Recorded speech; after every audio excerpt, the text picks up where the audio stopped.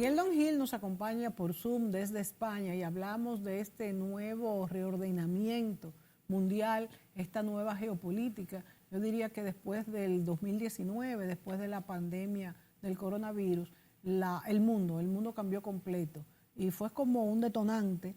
Y cuando pensábamos que todo iba a volver a una normalidad, ahí pues explotó la guerra de Ucrania, que nosotros aquí en la República Dominicana la veíamos lejos y no sabíamos todas las consecuencias que iba a traer con las cadenas de suministros, con el precio de los combustibles, en fin, que el mundo es un pañuelo, como decimos. Vámonos con Europa, Miguel Don Gil. ¿Qué cambiará? ¿Qué cambiará en Europa en este momento? Mira, antes de hablar de cuál es el papel de Europa en este panorama geopolítico internacional y qué va a cambiar, quisiera, al hilo de lo que comentabas en el segmento anterior, al finalizar, Sí. que yo creo que lo que sí que tenemos que tener muy claro, todo el mundo, es que la única opción que no es viable es la existencia de guerras a nivel internacional. Es No es verdad. viable porque tú me comentabas, sí, pero en el pasado, grandes genocidios, esto no pasaría ahora. Yo lo pondría en interrogante.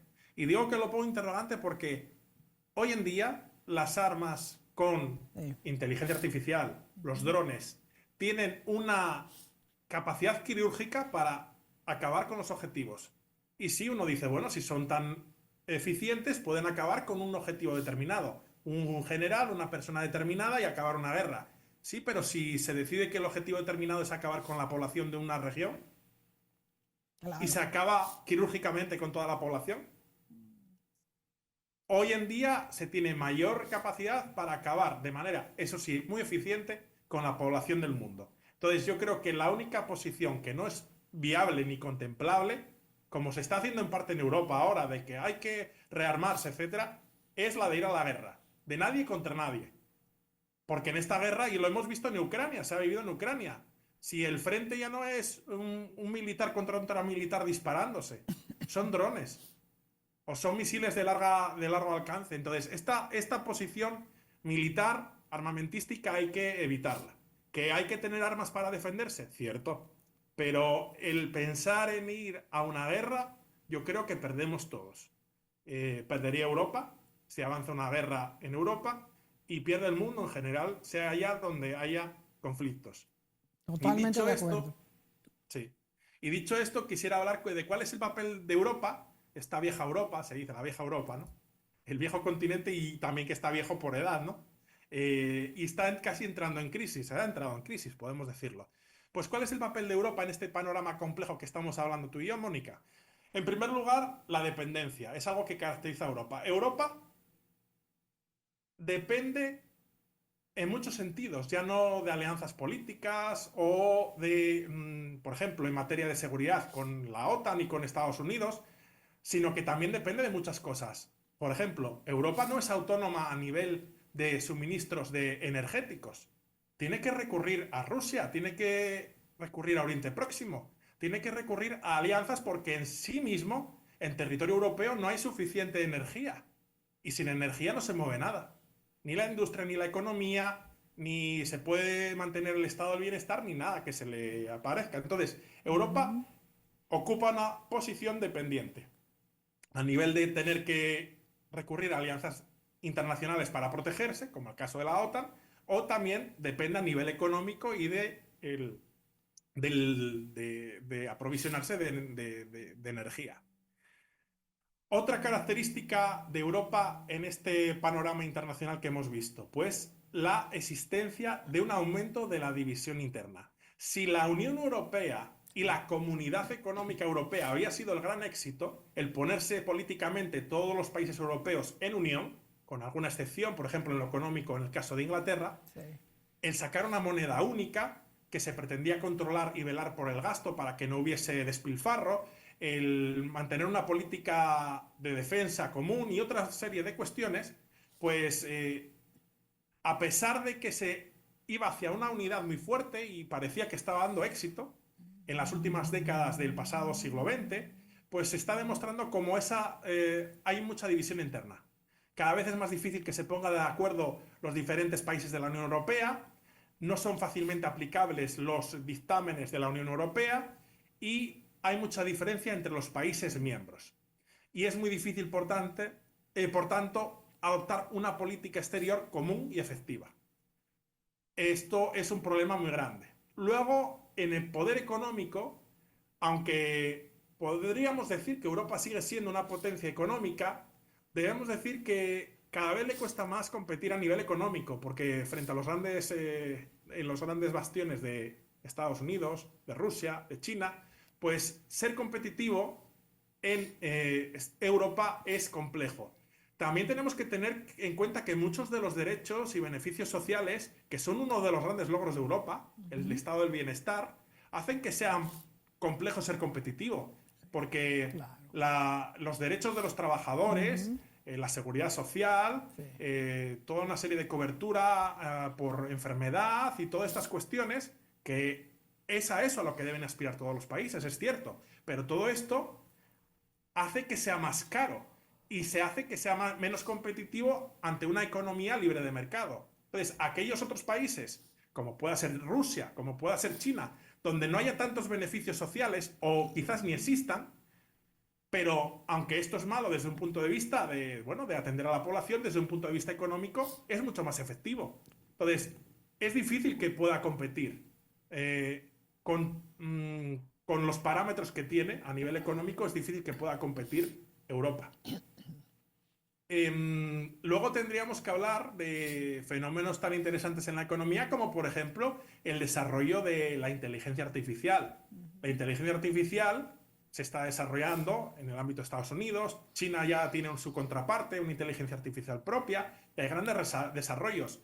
En el ámbito del desarrollo de la inteligencia artificial, pues Europa igual podría competir, pero Europa con una visión, vamos a decir, proteccionista, que siempre pretende regular, es bueno regular, pero si tú no estás solo en el mundo, es complejo de que tú regules en tu zona y en el resto del mundo. ¿Qué pasa? Ha establecido una regulación de cómo se debe usar la inteligencia artificial, poniendo límites. Es muy bueno, pero si tú pones límites a los europeos y los otros países no tienen límites, los otros países siempre van a ir por delante de ti, porque no van a tener límites a la hora de usar y desarrollar esa nueva pues, tecnología. Que no estamos entrando en el fenómeno de si es bueno o malo. Pues bueno, controlar la inteligencia artificial es bueno, desde un punto de vista moral, ético, correcto. Pero desde un punto de vista de lo únicamente económico, pues controlarla es negativo en el sentido de que le estamos poniendo límites a su desarrollo. Entonces, Europa tiene esa ambivalencia de querer mantenerse como un referente moral, un referente Ujú. civilizatorio ético, pero a la vez querer competir. Y Sí, cada vez le cuesta más competir. sí. Habría que entrar también en el tema del envejecimiento de la población, porque ese aumento de la calidad de vida lleva a que la gente prefiera no tener hijos para tener una mejor calidad de vida. La gente llega más mayor porque tiene una buena asistencia médica, pero esto hace que la población cada vez esté más envejecida, no haya jóvenes y que no se sea tan competitivo a nivel económico. Entonces, tiene cosas positivas este estado del bienestar, pero por otro lado tiene cosas negativas cuando se quiere competir a nivel internacional. Entonces, este es el gran problema que tiene Europa. Fíjate, Viven, Miguel, fíjate, Miguel, dime. cómo es importante que los países no pueden poner solamente el dinero, tener mayores entradas económicas ante lo social. Tú hablas del estado de bienestar que ha alcanzado Europa y cómo esto se revierte en cuanto al económico. ¿Por qué? Porque hay que invertir en la gente y esto cuesta dinero versus, yo te decía ahorita que un gobierno de fuerza le es más fácil, claro, además tiene otras muchas cosas por las que le es más fácil porque controla la población, pero además gasta menos en lo que les reembolsa a cada uno de los ciudadanos. Entonces, hay que tener un balance, pero entonces se vuelven menos competitivos.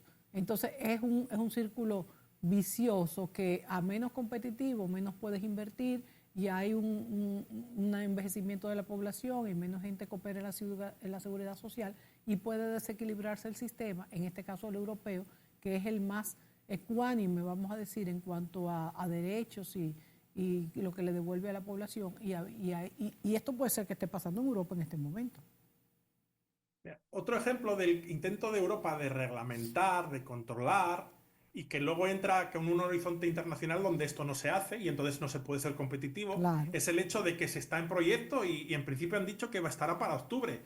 Parece que es muy rápido y no sé si lo llegarán a hacer realmente, pero parece que se quiere establecer el euro digital. No sé si has escuchado de la medida, Mónica. Ah, pero que lo van a hacer para octubre.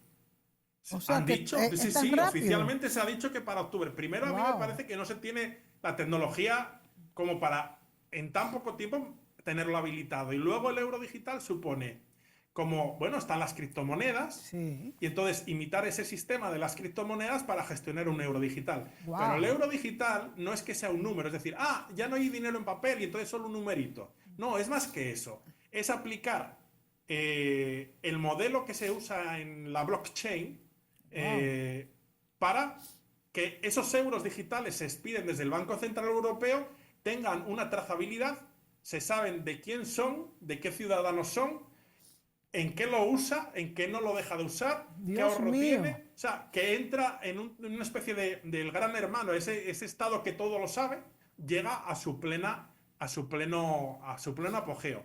Pero en paralelo ha salido Trump indicando que bajo ningún concepto en Estados Unidos se puede intentar implementar un dólar digital, porque eso va en contra de la libertad de los estadounidenses, y ya ha advertido a Europa indicando de que si ese euro digital europeo se llega a desarrollar, que en los intercambios internacionales entre Europa y Estados Unidos no lo aceptará como moneda.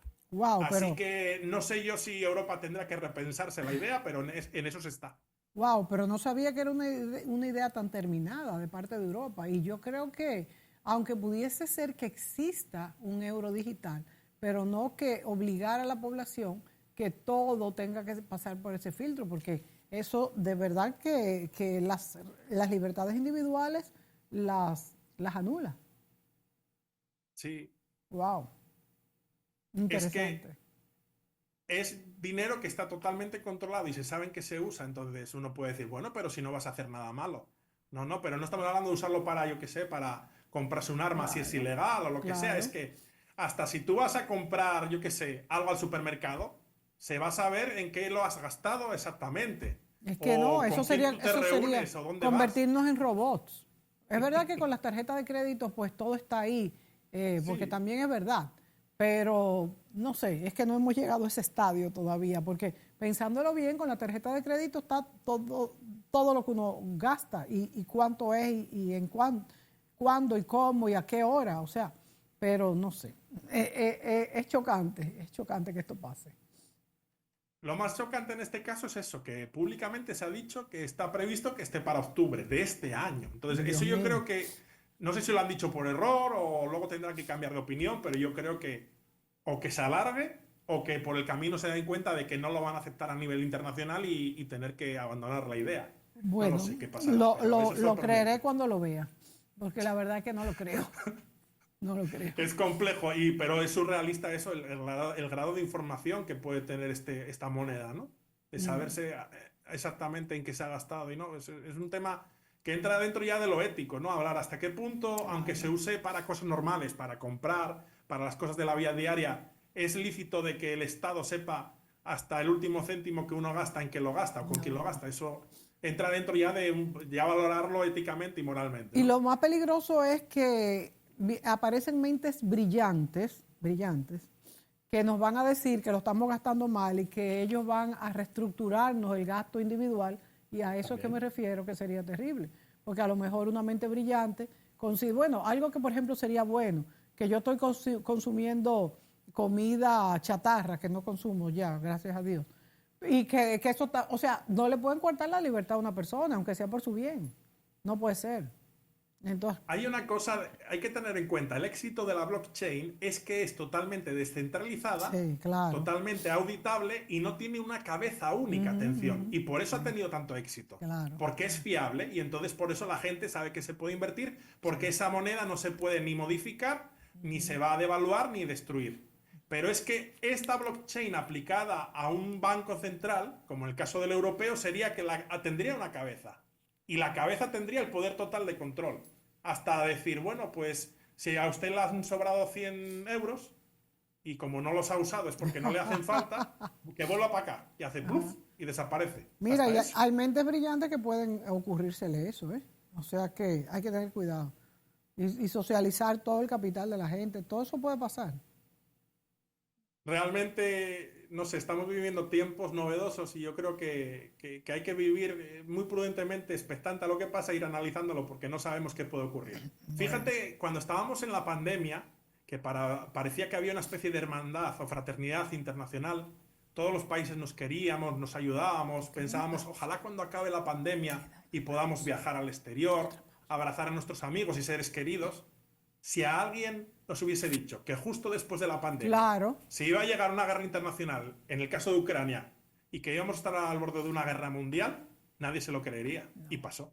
Sí. No, la verdad es que están pasando cosas insólitas. Vuelvo y digo, este es el tiempo que nos ha tocado vivir y es el que estamos viendo. Siempre han pasado cosas, pero ahora hay peligros que son vamos a decir, más sensibles, como lo que tú estabas hablando, que activar un solo botón puede ser el fin del mundo. Eso no lo veíamos antes. Vámonos a la pausa, Miguel, y volvemos contigo de inmediato.